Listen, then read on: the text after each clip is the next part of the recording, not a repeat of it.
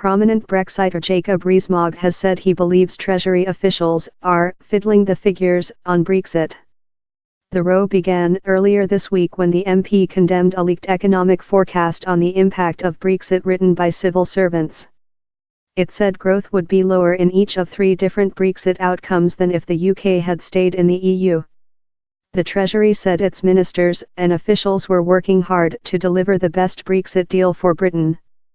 Tory MP Mr Rees-Mogg told Newsbay Radio 4's Today programme, "If you look at the forecasts the Treasury made before the referendum, they were a humiliation. They were clearly politically influenced."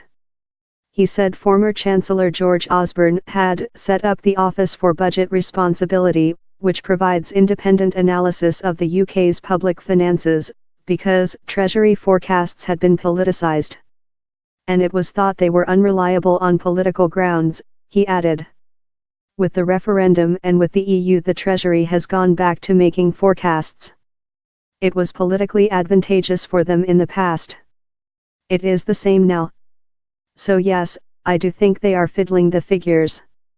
His comments came after Theresa May, on the final day of her official visit to China, appeared to suggest some sort of customs agreement with the EU could be possible, even though ministers have said Britain will leave the existing customs union.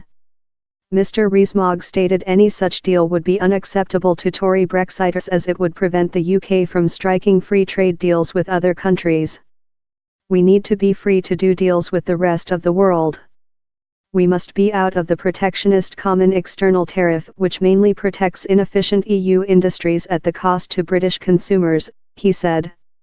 It is the second time this week that Mr Rees-Mogg, who chairs the Conservative Party's European Research Group, has condemned civil servants' economic forecast concerning the impact of Brexit. The row began on Tuesday with a report leaked to BuzzFeed which said growth would be lower in each of 3 different Brexit outcomes than if the UK had stayed in the EU.